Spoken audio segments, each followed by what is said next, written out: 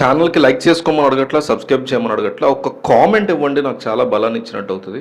రమ్య మోక్ష యొక్క elimination correct, తప్పు. ఆడియన్స్ వేసినటువంటి ఓటింగు తక్కువ ఓట్లు రమ్యకు పడ్డాయి. అది కరెక్టా, రాంగ్? కరెక్ట్, రాంగ్ ఈ రెండిట్లో ఒకటి కామెంట్ చేయండి. బిగ్ బాస్ సీజన్ 9 ఐదో వారంలో దమ్ము శ్రీజ, ఆరో వారంలో భరణీ శంకర్ల ఎలిమినేషన్తో ఓటింగ్స్ మీద ఆడియన్స్కి ఇంట్రెస్ట్ పోయింది.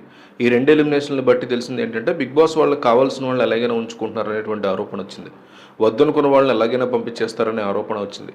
వైల్డ్ కార్డ్స్ ఎంట్రీలు అడుగుపెట్టిన తర్వాత జరగబోయే తొలి ఎలిమినేషన్ కావడంతో ఏడో వారం ఎలిమినేషన్ ఇంట్రెస్టింగ్గా మారింది.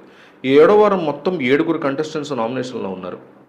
రీతు చౌదరి, శ్రీనివాస సాయి, రాము రాథోడ్, తనూజ, రమ్య పికిల్స్, కళ్యాణ్ పగడాల, సంజన, దివ్య నిఖిత ఈ 7 నామినేషన్స్లో ఉండగా బిగ్ బాస్ హౌస్లో డేంజర్ కంటెస్టెంట్గా ఉన్న పచ్చళ్ళ పాప రమ్య మోక్షని ఇంటికి పంపించేందుకు జనం మంచి కసితో వేశారు ఓట్లు.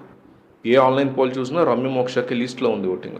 తనూజ 38% ఓటింగ్లో టాప్లో దూసుకుపోతుంటే ఆ తర్వాత స్థానంలో కళ్యాణ్ పగడ 20% ఓట్లతో ఉన్నాడు. ఈ ఇద్దరు గురించి హౌస్లో పుకార్లు నడుస్తూ ఉండగా ఈ వారంలో ఇద్దరే టాప్లో ఉన్నారు.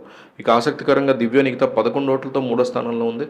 నిజానికి గత వారం భరణి ఎలిమినేట్ అయ్యాక దివ్య నిఖిత సేవ్ కావడం వండర్ అనుకుంటే ఈ వారంలో ఆమె టాప్ 3కి వచ్చేసింది. దీనికి బలమైన కారణం ఉంది. పచ్చళ్ళ పాప రమ్య ఆ కారణం.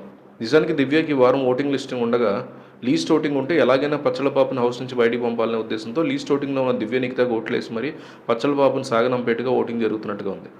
ఆమె బిహేవియర్ గురించి చాలా కంప్లైంట్స్ ఉన్నాయి.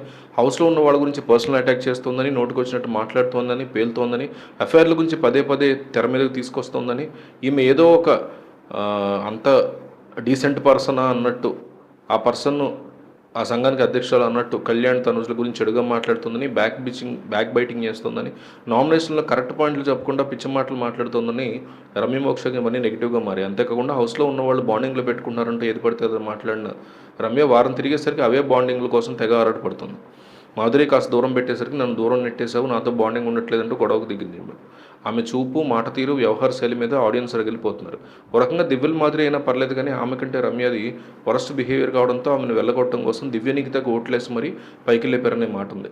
అయితే ఇక్కడ ఎవరిని పంపాలి, ఎవరు ఉంచాలని జనం చేతుల్లో ఉంటుందని చెప్పినా అక్కడ జరిగేది మాత్రం బిగ్ బాస్ నిర్ణయమేనని, కాబట్టి ఈ వారంలో రమ్య మోక్షకి లీస్ట్ ఓటింగ్ వచ్చింది. అయితే ఆమెను పంపించేసే ఛాన్స్ ఉందంటున్నారు. అయితే మనకున్నటువంటి స్ట్రాంగ్ ఇన్ఫర్మేషన్ ప్రకారం షూటింగ్ కూడా అయిపోయింది, బజ్ కూడా షూటింగ్ జరుగుతుంది కాబట్టి రమ్య మోక్ష అయితే బయటకు వచ్చేసింది. ఈ వారం ఎవరు ఎలిమినేట్ అవుతారని అందరూ మొదటి నుంచి భావించారో చాలా పేర్లు వచ్చాయి.